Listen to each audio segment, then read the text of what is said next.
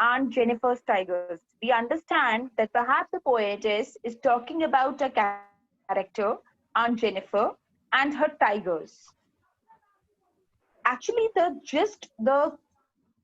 you can say the hidden meaning of the poem is very different from its title. It's nothing much related to any of her pet tigers or tiger as a favorite animal, nothing related to that. Basically, this is a poem written by Andreen Rich, illustrating her feminist concerns. She talks about the male dominance.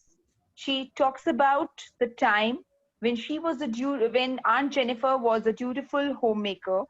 And the poem, through the word of Aunt Jennifer, tells us about her inner desire to free herself from the clutches of dissatisfied married life and patriarchal society, we can say.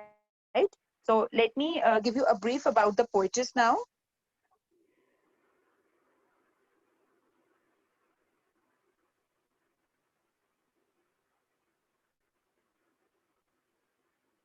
Okay. Harshita, shall we start reading about the poetess? Yes, ma'am.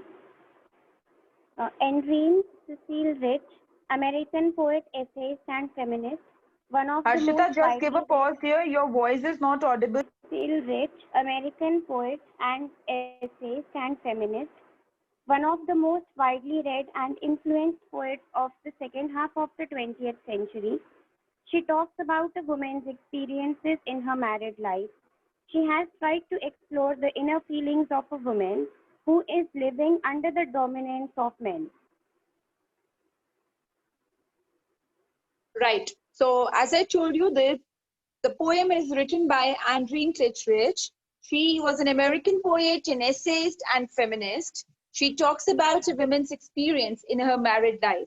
The poem basically tells about her unhappy married life where Aunt Jennifer, a character, she's suppressed, unhappy, dissatisfied, and leading you can say, a life which is not according to her whims and fancies, where she is suppressed every time, where she has to take up the commands, she has to take up the orders.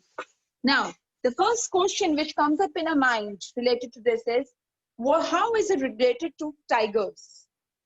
Basically, in this poem, we find Aunt Jennifer, who is a homemaker and a very dutiful person. She is doing an embroidery on a screen. Maybe it's a wall hanging, maybe it's a tablecloth, right? But she's doing an embroidery and she has embroidered beautifully yellow colored shining tigers on that piece of cloth. Tigers, now, tiger animal, as we all understand, is symbolic of courage, strength, fearlessness, right?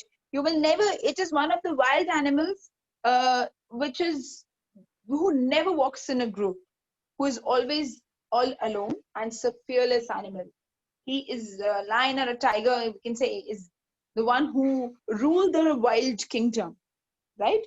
So this animal is symbolic of fearlessness, courage, tremendous strength, which is simply opposite what we find here in Aunt Jennifer's case. To express herself. She never was able to fulfill her desires or her wishes.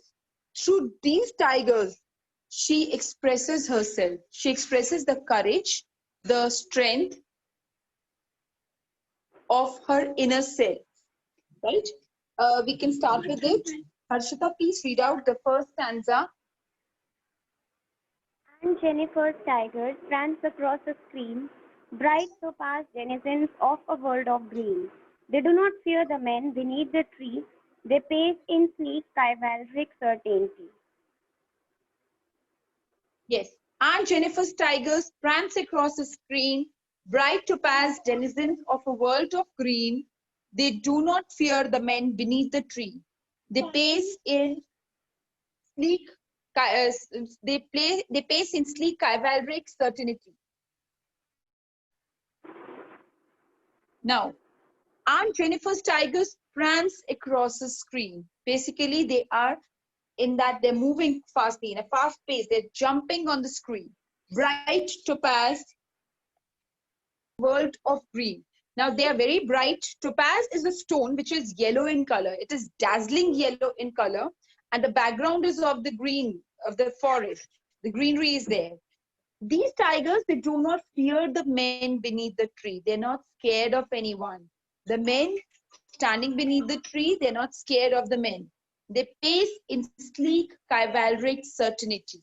They are running, they are in a pace, they're moving fastly, courageously, full of valor. Harshita, please read out the explanation once, dear. Okay. The poet is talking about a lady whom she addresses as Aunt Jennifer. She is embroidering a piece of cloth. It could be a tablecloth or a wall hanging. The pattern shows tigers who are moving and jumping all over the fabric. They are bright yellow in color, like the color of the topaz stone, use of metaphor. The dense green forest background is their home. They are the proud and fearless citizens of the forest.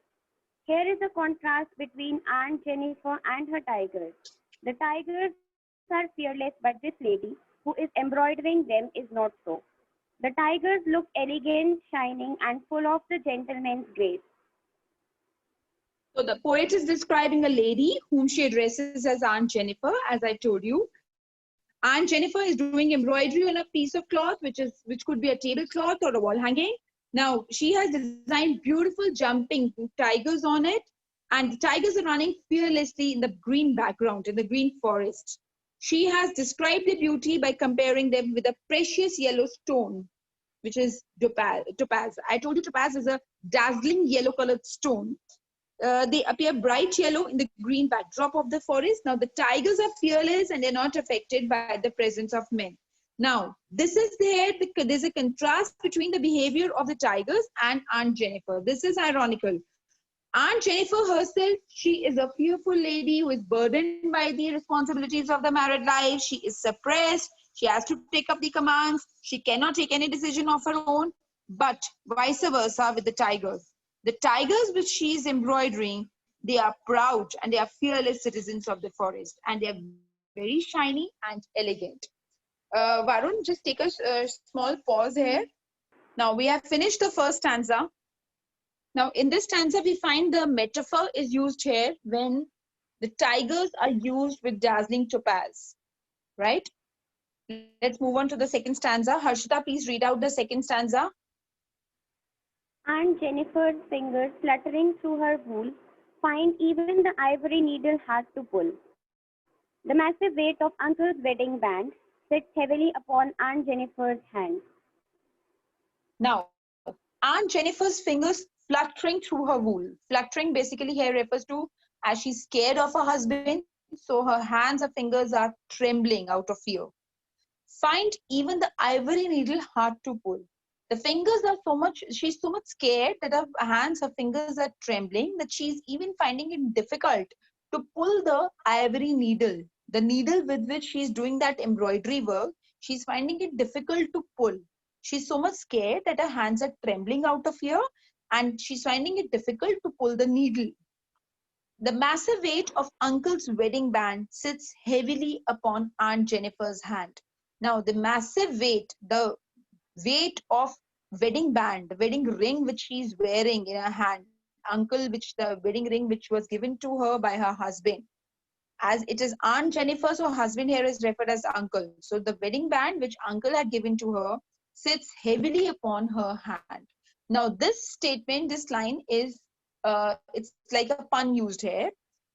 Her wedding band sits heavily upon her hand. Basically, see, there are two things to be noted here. One thing, she is not having that bonding with her husband that till date she is now in her old age, but she is not able to call that wedding band her own. She still calls it as her husband's wedding band, right? So uncle's wedding band sits heavily upon her hand. Now, here it is mentioned that the weight of the wedding band is so much that it is quite heavy for her. Actually, this is not simply meaning that the weight is heavy. It means that the burden of that married life is weighing very heavy upon her. She's feeling troublesome because of that. She's troubled because of that burden of married life, the responsibilities, the depression, the suppression, the that orders which she have to take up. She's finding it's very she's feeling that pain and agony. That is why she's not able to bear the weight of the wedding band, right? Please read out the explanation here. The lady's fingers are trembling with the fear of her husband. She is pursuing her hobby in her free time, but probably she is still afraid of her husband who could scold her. Her fingers are so tired of working endlessly all her life. The needle is so heavy that she cannot hold it. Wedding band, as the band was bought by her husband, it is his till today. The lady is dependent on her husband. She is still burdened by the weight of the ring. Weight here means the encirclement or trapping that has fallen upon her by getting married to him. She has been burdened by the obligations of married life and has become the man's property. So basically, again, all the lines here, they tell about her unhappiness in her life, in her married life, the troubles which she has been bearing for such a long time, the pain, the agony which she carries in her heart. She has been living a demanding life due to which she has worn out in her old age. Now, in her old age, she feels tired, she's fed up, but she feels helpless. She's still scared. She's not able to express herself, right?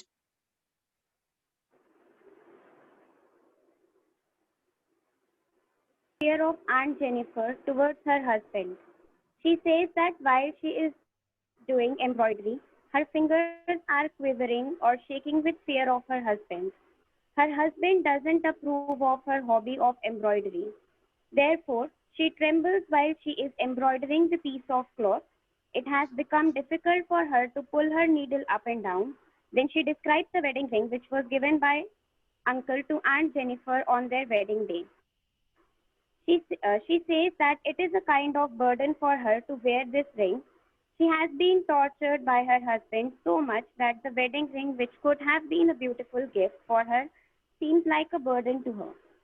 She has faced so many difficulties in her married life that the little ring is described as a heavy band on her trembling fingers. This means that the ring is associated with some bad experiences in the form of torture she has faced because of her husband's dominating behavior. Okay, now we're coming on to the third stanza. When Aunt is dead, her terrified hands will lie, still ringed with ordeals she was mastered by. The tiger in the panel that she made will go on prancing, proud and unafraid. Now, these lines tells about her condition. The poetess's actual condition, that she is absolutely helpless. She cannot do anything now, right? She feels so helpless that she says that even after the death, her terrified hands will lie with the same married bands, still ringed with the ordeals she was mastered by. Still, she was taken up by still she will be commanded by the orders, right? And the tigers in the panel, but the tigers which she has embroidered, but the tigers in the panel that she had made will go on prancing, will go on jumping, right? They will keep on jumping, proud and unafraid. They'll be absolutely jumping, proud and unafraid. Yes, ma'am. Her wish to live a free, fearless life is indicated by her choice of design, tiger. It shows her innermost desire of being strong, fearless, which has been powered by her husband. Probably her ordeal will end up upon her death. Her frightened, shaking hands will be put to rest, but still, even after death, the ring shall remain on her hand. That is, her husband's rule over her is not yet over. After her death, her desire of freedom and fearlessness shall remain alive in these tigers which she has embroidered. Right. So basically, we see that her urge to desire, her urge to be free from that, brutality, from that harshness, from that taking up the orders and commands every time, from that captured life. She wants to be free. But she again expresses her helplessness, where she says that till the time she dies, she will be carrying that weight of the wedding band. She needs to carry the burden of the unhappy married life, right? But her innermost desire of being strong, fearless, which has overpowered her as husband. So she says that her trouble, her problems will end up only after her death. Her frightened, shaking fingers will be put to rest at that time only. And even after death, the ring that burdens will remain on her hand, that her husband's rule was still not over, right? And after her death, her desire of freedom and fearlessness shall remain alive in these tigers. But that desire of being free would be easily seen at that time also through these prancing tigers, through these jumping tigers. So here on, I've completed the third stanza. Let me give the explanation. The poet says that one can easily sense Anne's desire for freedom and fearlessness through her design of tigers. Further, she says that it is not possible for Anne to achieve this freedom during her lifetime. She will attain it only after death. But then there is irony that she will be tied up with these shackles in the form of her husband's wedding ring. The ring was the sole proof of the tortures which she had faced from her husband. On the other hand, there are the tigers designed by Aunt Jennifer, which will always depict her desire of living a fearless life by jumping proudly and bravely on the piece of cloth. We can stop here.